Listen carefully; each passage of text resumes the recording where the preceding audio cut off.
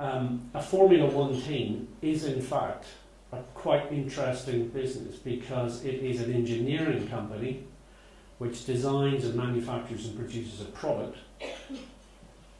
It's actually a product that is more in common with an aircraft than a car.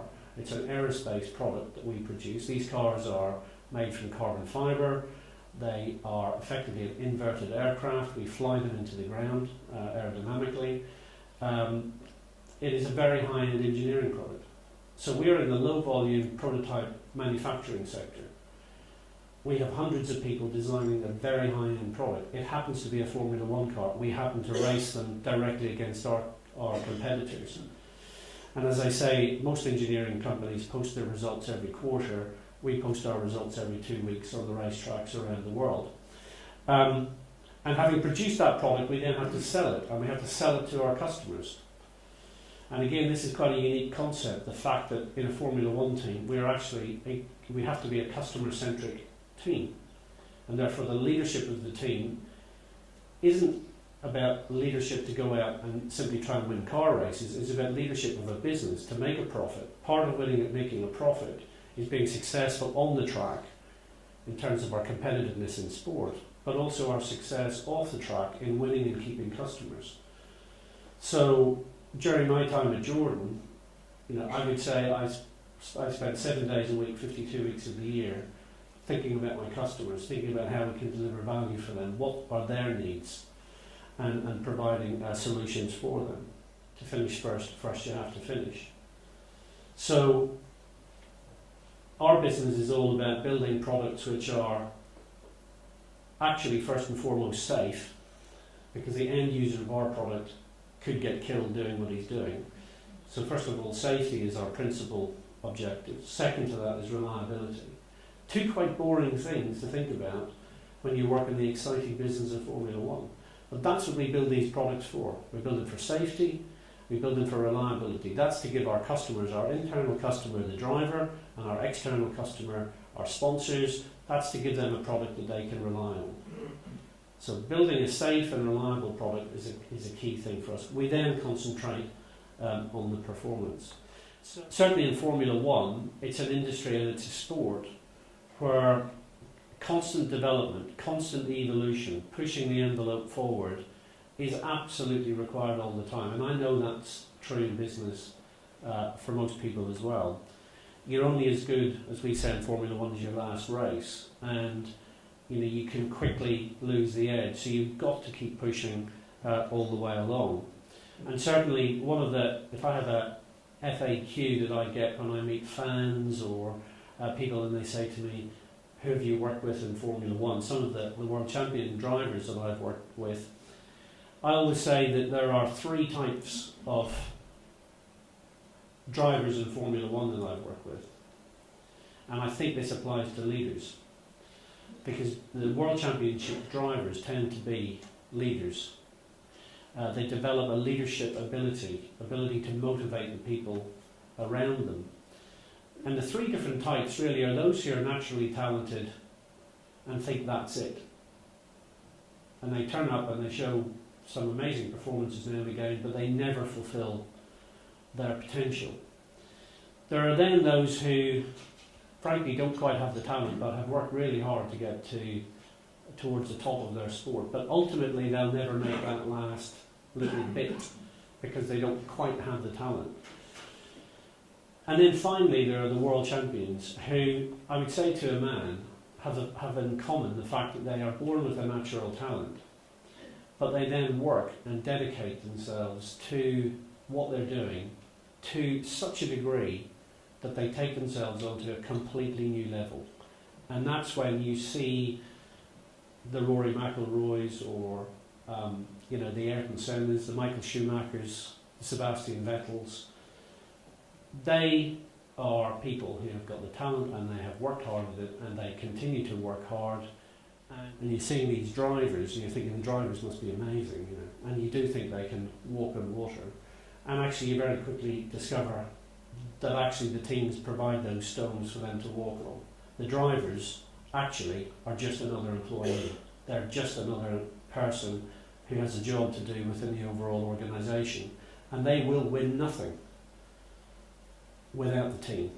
And the team behind the team is a fundamental principle that has to be understood within a Formula One engineering business very early on.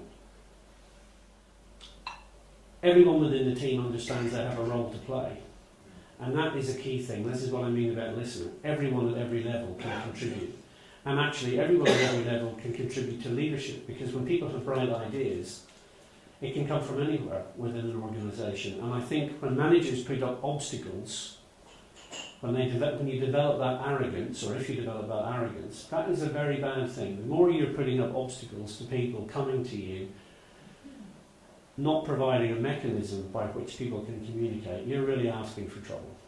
And I talked about the importance of listening and how we as managers learn in terms of providing our leadership. We have to take information from as many sources as possible. Our job is to process that information and to help to direct where everything is going. And we will make mistakes, we all do. But you have to have that confidence and calmness and direction to instill confidence in the rest of the organisation, even if inside you're in turmoil.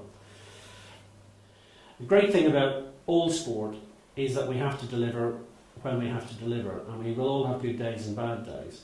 Formula One, that's particularly true in terms of delivery, because not only do we have to turn up for the 20 Grand Prix events around the world, we've also got to bring an amazing piece of technology. There's no point turning up on Monday morning with the best car in the world. You've got to be there for the race on Sunday. So as businesses, we work to immovable deadlines. And one of the reasons why I love working in Formula One as an industry is the fact that when I see other businesses missing deadlines, people accepting slippage, I think, why do you accept slippage? Because in Formula One, we don't. Every Grand Prix is held at the right time. We are all there. We have our 50 tons of equipment. We have our cars ready. We have our technology ready. We have our team ready.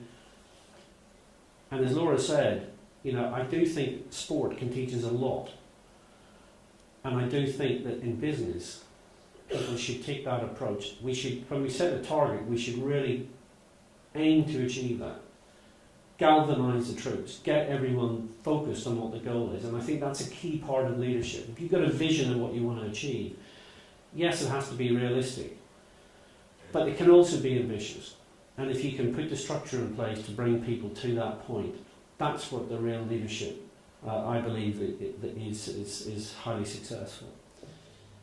And Ron invested in Lewis over those next 10 years, and every year he passes exams, and every year he was given the money to perform in different levels of racing. And over those 10 years, McLaren trained him in the culture of their business and told him what was expected of him. Because McLaren is not just a benchmark engineering company, they're a benchmark customer services business. They have the longest established customer relationships of any team in Formula One. Hugo Boss have sponsored McLaren since 1982.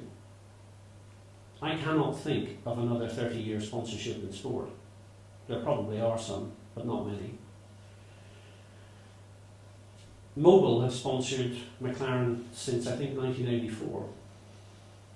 And the list goes on. McLaren have consistently high levels of customer service. And so one of the things that they trained Lewis Hamilton in over those 10 years was what was expected of him, not just as a driver, but in the other roles that he has to perform for the organisation. And we all have these people in our companies. The receptionist, does she just answer the phone and show people in? She's a brand ambassador. She's your ambassador. She's the first person that most people will come into contact with. And for McLaren, they cannot guarantee that Lewis Hamilton will win every Grand Prix, but they can guarantee that Lewis Hamilton will be on TV every week. They can guarantee the customers will be having dinner with him, that he will be having to interface with the people who actually pay the bills.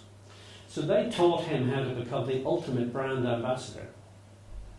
And you only have to spend 2 seconds looking at Jenson Button and Lewis Hamilton as they are now as McLaren drivers, and you have two seriously good looking, seriously professional, brand ambassadors for all of those blue chip brands that sponsor the McLaren team. They are way more than racing drivers.